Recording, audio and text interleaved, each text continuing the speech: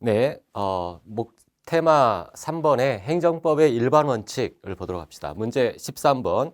행정법의 일반 원칙에 관한 설명으로 틀린 것은 에서 2번이 틀린 정답지예요.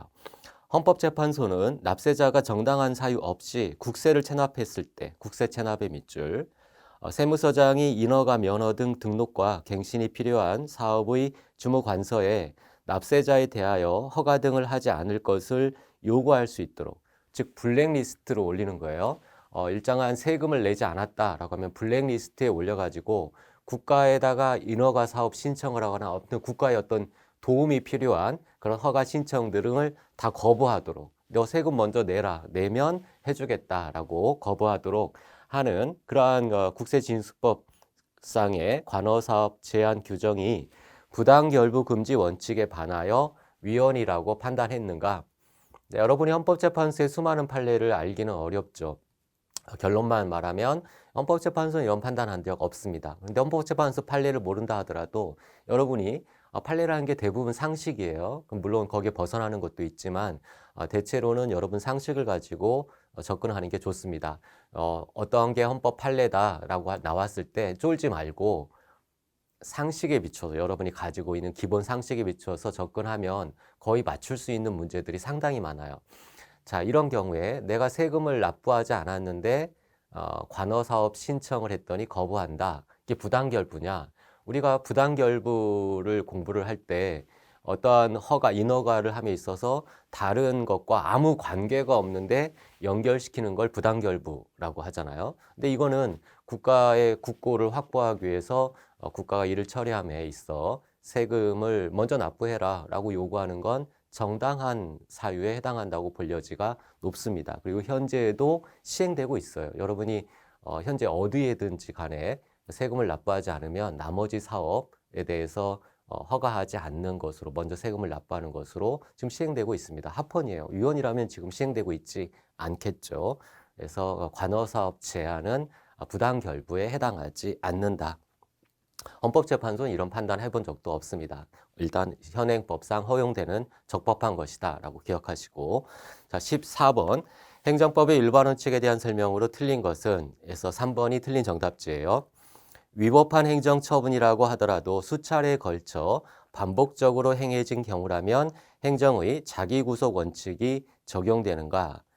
첫째 줄에 있는 위법한 행정처분, 거기에 밑줄, 이게 키워드죠. 행정청이 어떤 선행 조치, 공적인 견해 표명, 공적 견해 표명을 했고 이것에 대해서 우리 국민이 행정 객체가 정당한 신뢰를 형성했다. 그럼 이 신뢰를 보호해주기 위해서 이에 모순되는 후행 처분을 하는 것은 이 국민의 신뢰 보호 원칙에 어긋난다. 따라서 선행 처분에 구속된다. 이게 자기 구속이죠. 비록 재량행위의 영역이라 하더라도 구속된다. 딱 고정된다. 선행처분에 구속된다. 이게 공적 견해 표명, 국민의 신뢰, 모순된 행위를 하지 못한다. 구속된다. 자, 이게 행정의 자기 구속의 원리입니다. 여기에서 우리 시험에 아주 많이 나오는 건 이 공적 견해 표명, 이 부분에 이런 공적 견해 표명을 하는 조직법상의 권한이 있는 그 권한 있는 행정청만 할 수 있느냐, 있는 자만 할 수 있느냐? 아니다. 핵심은 여기에 있어요. 국민이 정당한 신뢰를 형성했다. 이 신뢰가 없으면 아무리 공적 편애가 있다 하더라도 자기 구속되지 않습니다. 이걸 보호하려는 데 있기 때문에 이 부분 판단만 하면 되는 거지. 이 공적 견해 표명이 행정조직법상의 권한이 있는 자 이런 것들은 필요 없다는 얘기예요. 그리고 또 반대 측면에서 나오는 게 위법한 선행 공적 견해 표명 이거에도 자기 구속이 되느냐? 아니죠. 위법한 것에 대해서는 국민이 정당한 신뢰를 형성하기가 어렵습니다. 더군다나 위법한 처분에 자기 구속된다면 그 위법한 관행을 고칠 수가 없게 되는 거예요. 계속 위법이 그냥 합법처럼 운용되는 이상한 결론이 되잖아요. 그래서 위법한 처분에 대해서는 위법한 공적 견해 표명에 대해서는 자기 구속되지 않으며 조직법상의 권한 분장과는 상관이 없다. 이게 가장 시험에 빈출되는 내용이에요. 그래서 3번은 그래 위법한 첫째 줄에 위법한 행정처분 이 부분이 틀렸습니다. 적법해야 된다. 다음 넘겨보시면 네, 15번 문제로 갑시다. 신뢰보호 원칙에 관한 설명으로 틀린 것은 해서 우리 교재 3번이 정답으로 되어 있는데 출제의 그 문제 자체, 기존의 그 우리 공무원 시험 문제 자체에 출제 오류가 있는 것으로 보여집니다. 정답은 3번으로 고정이 됐지만 이것은 사실은 3번도 정답이라고 보기가 어려워요. 그러니까 여러분이 이건 그냥 출제 오류다라고 하고 무시하셔도 되겠습니다. 정답은 없어요. 이 모든 지문들이 다 옳은 지문입니다. 네, 틀린 지문이 하나도 없다. 일단 3번이 정답지니까 한번 보도록 합시다. 3번. 대법원은 실권의 법리를 신뢰보호 원칙의 파생 원칙으로 본다. 해서 자, 신뢰보호 원칙, 실권의 법리가 뭐죠? 장기간 행정청이 어떤 권리를 행사하지 않아서 국민이 이제 더 이상 행사하지 않겠구나 라고 신뢰를 하게 되면 그 신뢰를 깨트려서는 안 된다. 따라서 나중에 그 권리가 실효된다, 없어진다. 이게 실권의 법리예요. 그러니까 당연히 신뢰보호 원칙에 근거하고 있는 거죠. 당연히 신뢰보호 원칙에 근거하고 있는 겁니다. 이것을 뭐 신의성실의 원칙 이걸 구별해가지고 좀 정답인 것처럼 구성을 했는데 그거는 너무 편협되고 편협되고 보편타당한 그런 출제가 아닙니다. 전체적으로 봤을 때 3번도 옳은 지문으로 봐야 될 거예요. 그래서 15번은 우리 발표는 정답 확정은 3번으로 돼 있지만 이건 너무 좀 고집스러운 거고 공부하는 수험생 입장에서는 이건 그냥 무시하셔도 상관이 없겠습니다. 다음 4번 질문 하나 더 체크하고 가죠. 조세 법령의 규정 내용 및 행정규칙 자체는 과세관청의 공적 견해 표명에 해당하지 않는다. 그렇죠. 공적 견해 표명은 행정청의 어떤 적극적인 행위가 있어야 되는 거고 규정 자체를 공적 견해 표명으로 보지는 않습니다. 15번은 그냥 적당히 가볍게 무시하시고 정답은 없다. 3번도 사실은 옳은 지문이다. 라고 생각하시면 되겠습니다. 다음 16번 신뢰보호 원칙에 관한 설명 중 틀린 것은 해서 1번이 틀린 정답지인데 신뢰보호 원칙이 적용되기 위한 행정기관의 공적인 견해 표명 여부를 판단할 때에는 행정조직상의 형식적인 권한 분장에 의하여 판단해야 되는 거 아니죠. 아까 설명을 했죠. 공적 견해 표명은 조직상의 권한과 무관하다. 이것에 기초해서 국민이 정당한 신뢰를 형성했느냐 이게 초점이 있기 때문에 권한 없는 자, 조직법상의 권한 없는 자라 하더라도 정당한 신뢰가 형성이 되면 자기구속 원칙 적용된다. 신뢰보호 원칙 적용된다. 다음 17번 문제. 다음 지문에 해당하는 행정법의 일반 원칙을 한번 써라, 살펴라. 행정청은 법령 등의 해석 또는 행정청의 관행이 일반적으로 국민들에게 받아들여졌을 때에는 공익 또는 제3자의 정당한 이익을 현재해야 할 우려가 있는 경우를 제외하고는 새로운 해석이나 관행에 따라 소급하여 불리하게 처리하여서는 안 된다. 첫째 줄에 관행이 일반적으로 국민들에게 받아들여졌을 때 거기에 밑줄 행정청의 어떤 선행 관행에 대해서 정당한 신뢰를 형성했다라는 얘기죠. 그 신뢰를 보호해야 된다. 신뢰보호 원칙을 설명하고 있는 겁니다. 다음 4번 경찰관의 직권은 그 직무 수행에 필요한 최소한도 거기 밑줄 필요한 최소한도에서 행사해야 된다. 비례 원칙을 말하는 거죠. 적필상 비례의 원칙 적합한 수단이어야 된다. 적절한 수단이어야 된다.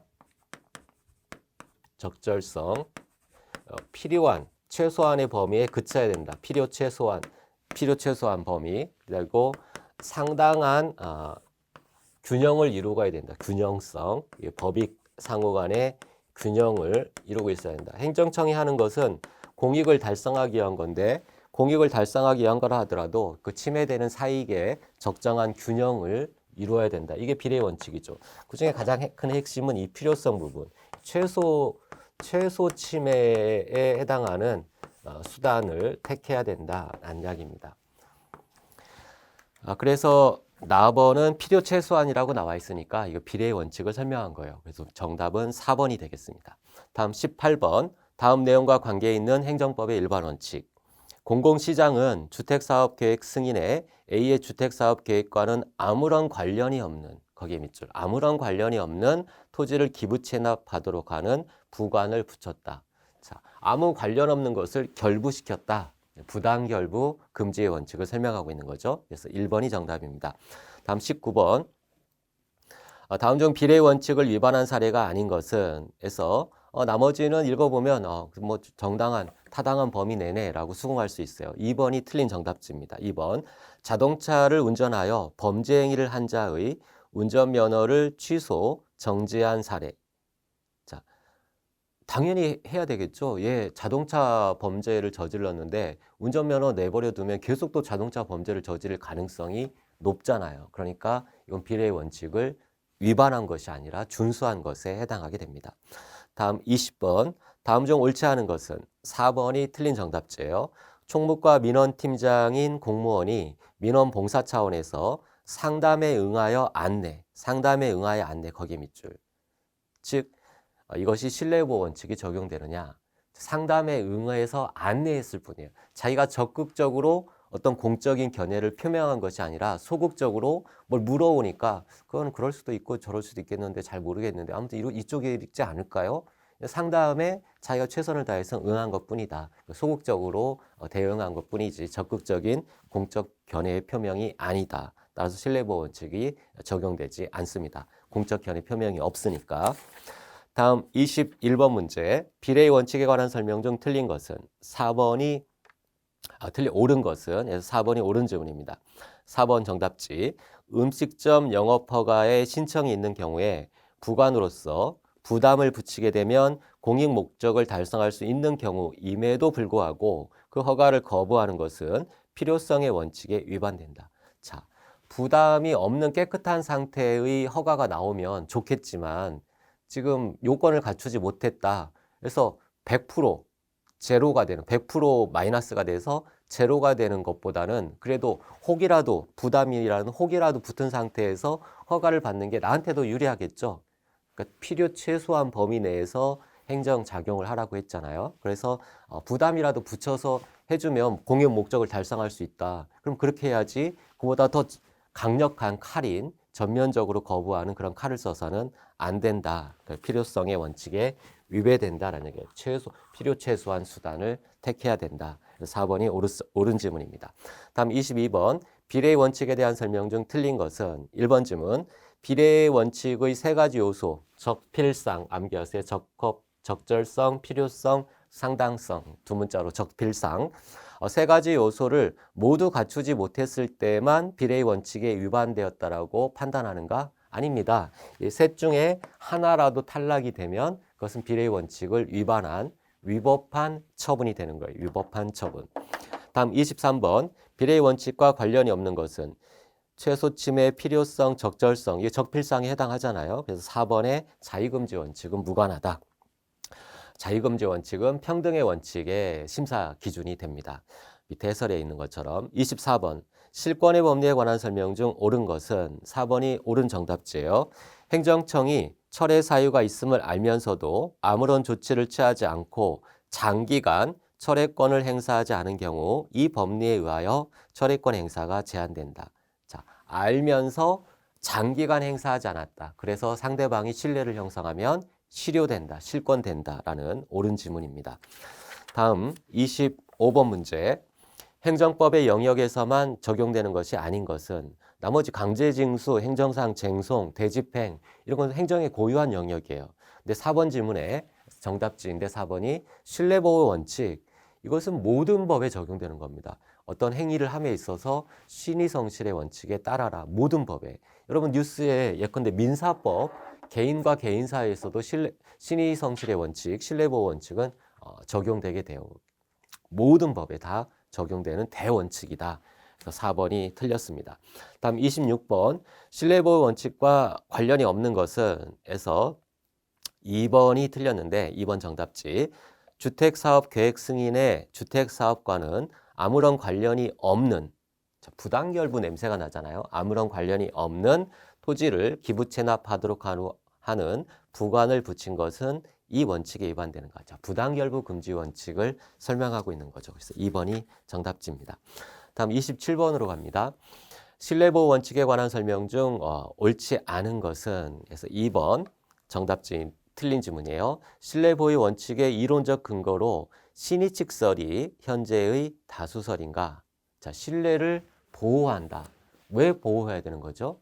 저 사람의 신뢰, 자기 구속되는 이런 신뢰를 왜 보호해야 되느냐? 우리가 어떤 행동을 할 때는 이걸 믿고 한단 말이에요. 그리고 믿고 자신의 법적 지위를 구축을 했는데 이게 이제 뒤에 박탈당하게 되면 불안하잖아요. 즉 법적 예측 가능성, 예측하고 행동을 했는데 이걸 날려버린다? 그러면 불안하다. 예측 가능성이 침해된다. 그 예측 가능성이 바로 법적 안정성이죠. 그래서 법적 안정성설이 현재 통설입니다. 신의칙설이라기보다는 법적 안정성설. 다음 28번.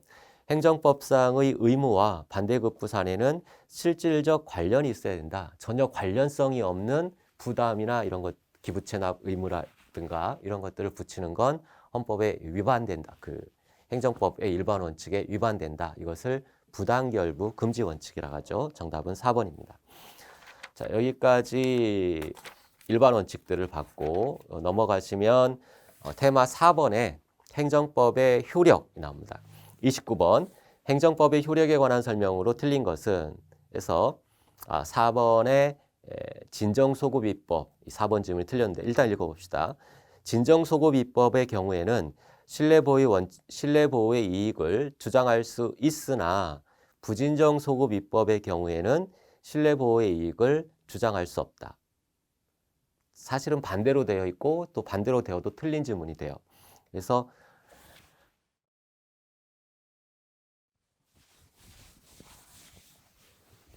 자, 소급입법 여러분 좀 껄끄러울 수 있죠. 소급입법 금지 이거는 법적 안정성 예측 가능성을 확보하기 위한 거예요. 예측 가능성 법치주의의 가장 기본이죠.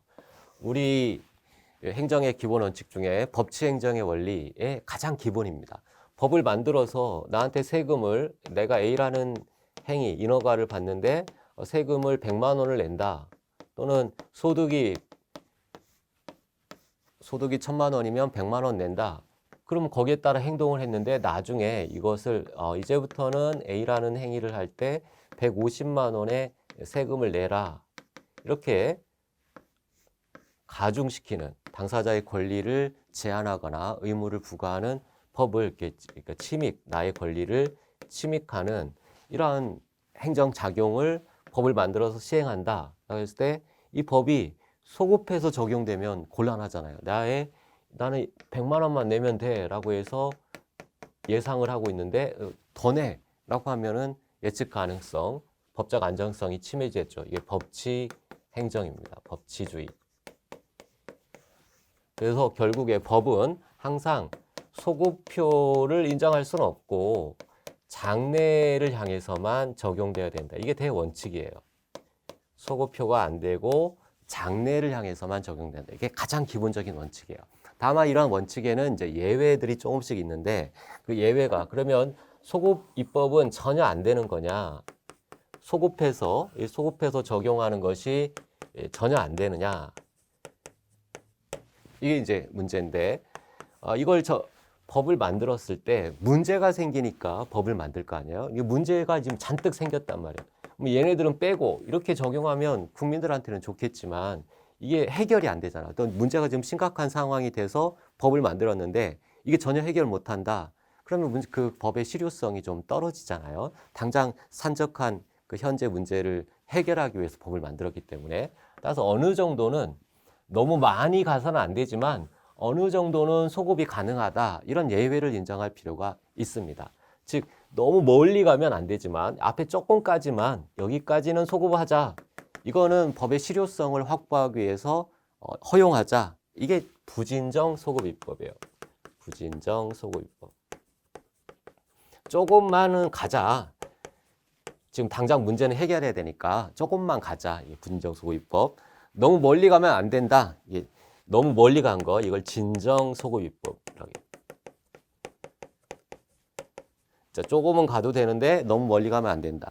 이 조금은 가도 되는 부진정이라는 말의 의미는 과거에 시작됐지만 과거의 어떤 사실관계가 지금 문제되는 A라는 그 사실이 A라는 쉽게 말해 A라는 행위가 그럼 행위라면 행정행위랑 헷갈릴 수 있으니까 A라는 사실관계가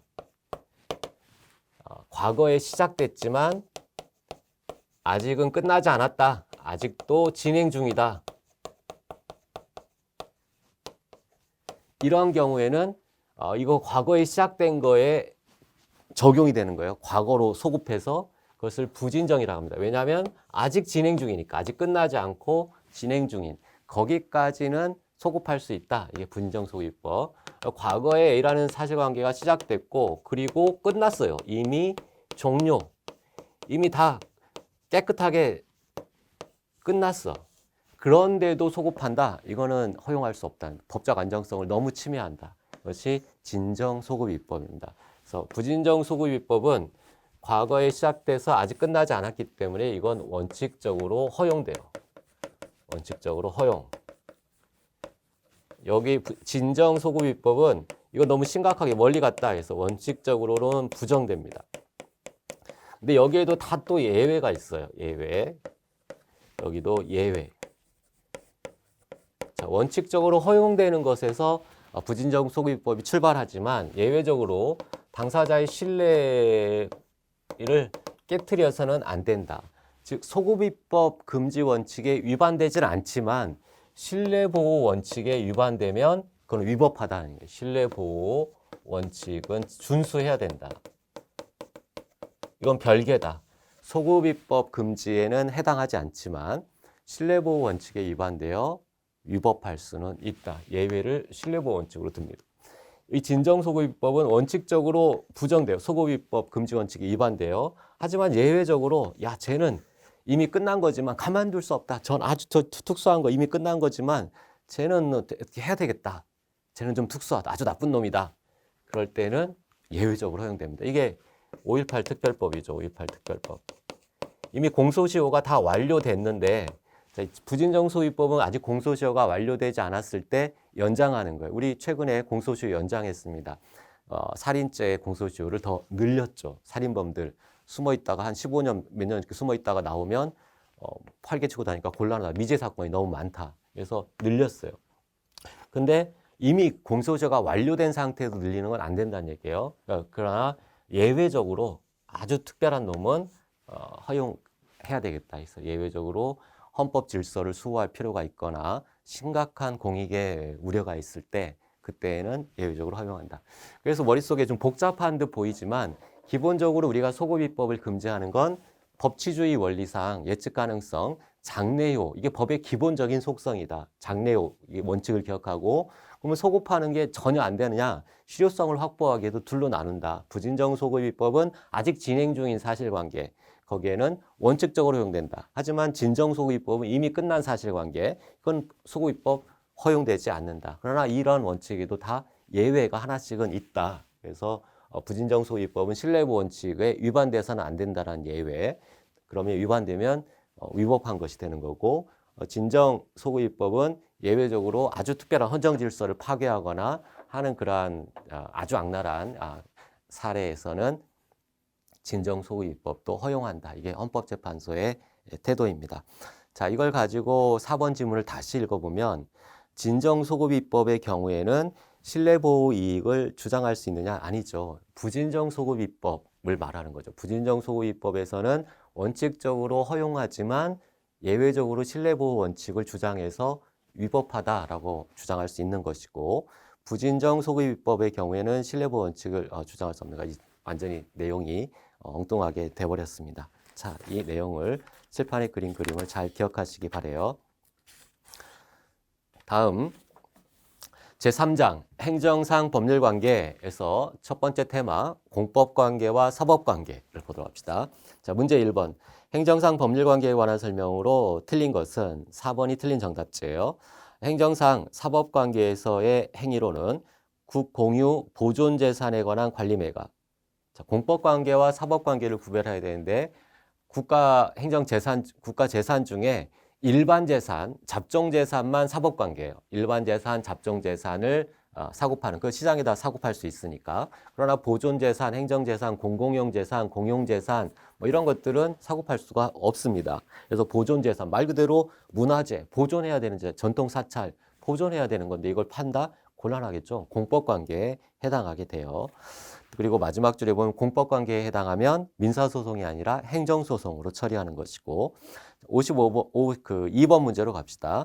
공법과 사법의 구별에 관한 설명으로 틀린 것은 그래서 2번이 틀렸는데 국가나 지자체에 근무하는 청원경찰의 밑줄 국가공무원법이나 지방공무원법상의 공무원이 아니므로 그 근무관계는 사법상의 고용계약관계, 즉 사법관계에 해당하느냐.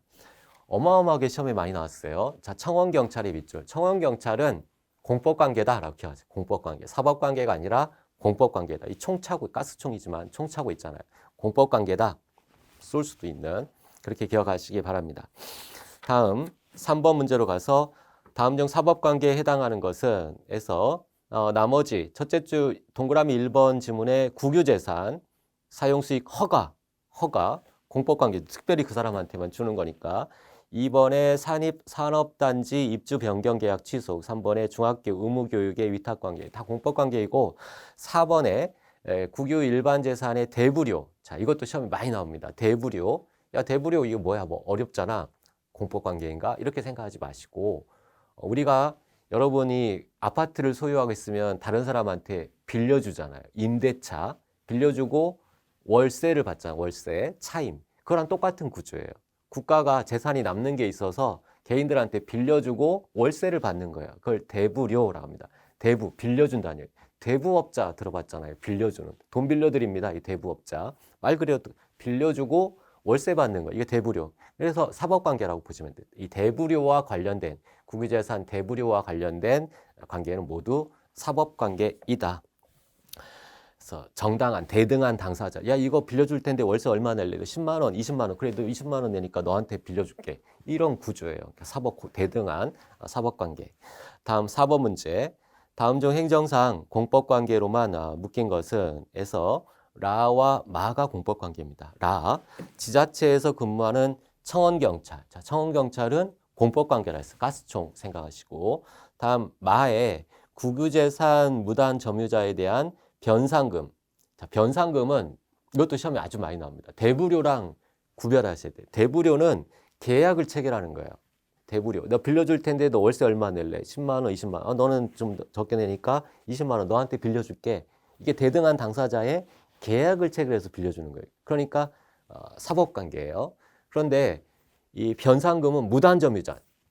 계약도 체결하지 않고 무단으로 국가 재산에 국가 땅에 들어와서 사용하고 있는 거예요. 나중에 이걸 발각하기가 어렵잖아요. 공무원들은. 우리 개인들 땅은 쉽게 발각하지만 이 국가 재산은 발각이 좀 어렵습니다. 관리하는 사람들이 공무원이 일일이 그 국가 재산을 관리하지 않으니까 숨어서 이렇게 몰래 쓰다가 들켰어요.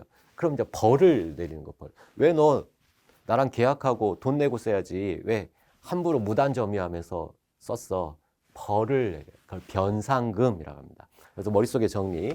대부료는 우리가 임대차 월세 계약하듯이 그 월세라고 생각하시면 되고 변상금은 들킨 거예요. 들켜서 벌 받는 거. 그러니까 이건 벌은 우월한 지위에서 밑에 있는 사람한테 내리는 거잖아요. 국가가 우월한 공권력을 행사하는 겁니다. 공법관계에 해당해요. 자, 정리. 대부료는 사법관계, 대등한 월세다. 변상금은 벌이다. 벌, 변상하라 라는 벌을 내리니까 공법관계다 라고 기억하시기 바랍니다.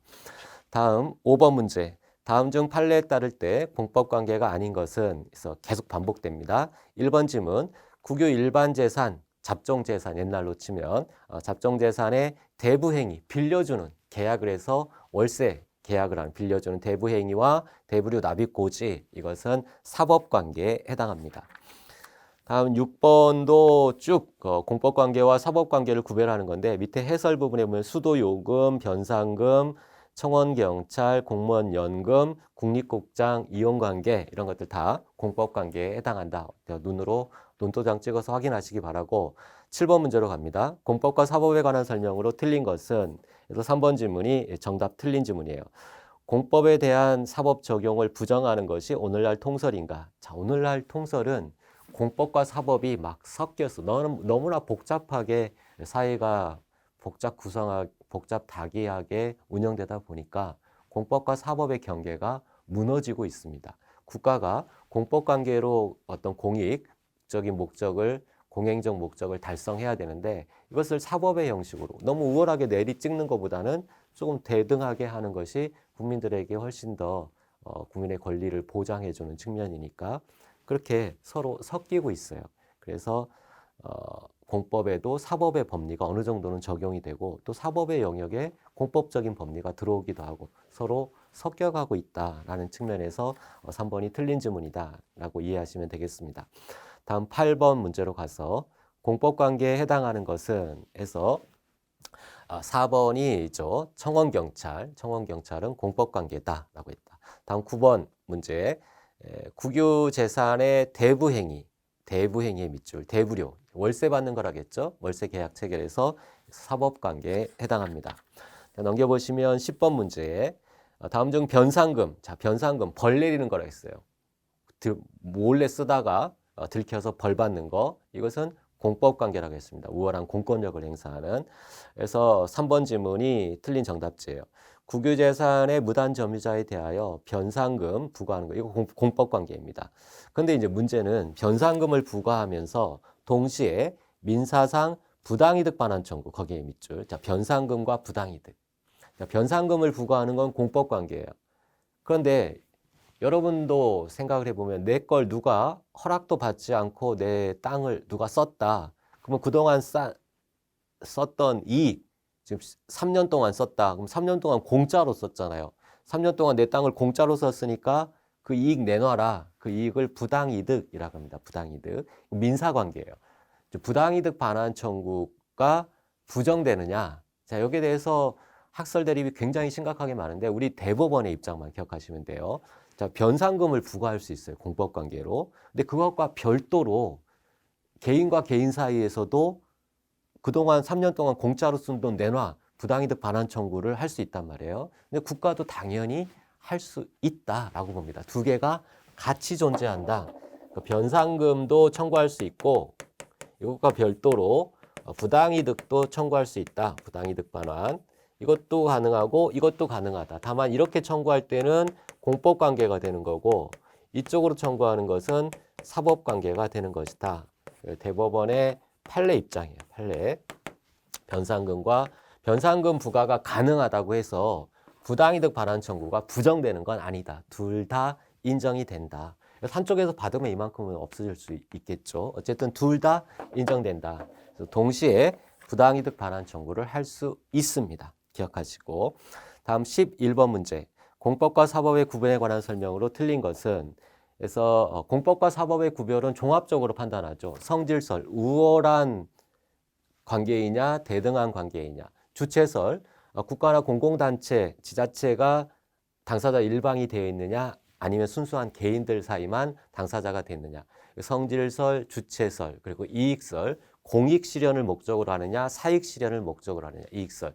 그러나 전체적으로 봤을 때는 어느 하나의 설에 의하지 않고 이 성질설, 이익설, 주체설을 종합적으로 고려해서 공법관계냐 사법관계냐를 구별한다. 자, 이론은 거기까지 기억하고 이론적인 문제는 글로 해결하고 실제는 이제 판례들이 어떻게 보고 있는지 빈출되는 아까 변상금이나 대부료 이런 것들 중심으로 공부를 하시면 됩니다.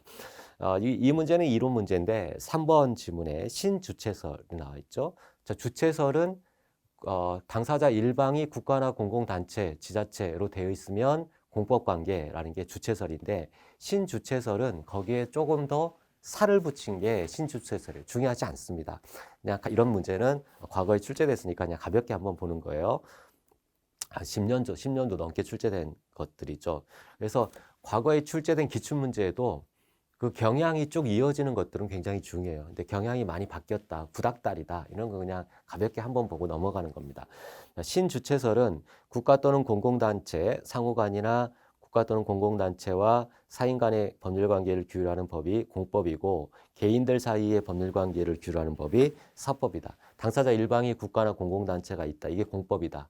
국가나 공공단체가 당사자 일방으로 되어 있다. 이게 공법이다. 이렇게 보는 것은 주체설이죠. 주체설. 신주체설에 대한 설명입니다. 신주체설은 아니다. 신주체설은 권리 의무를 국가에 주는 밑에 해설에 있는 것처럼 몰라도 됩니다. 신주체설 내용이 뭔지 암기하지 않아도 돼요. 이 지문은 주체설에 관한 논의이다.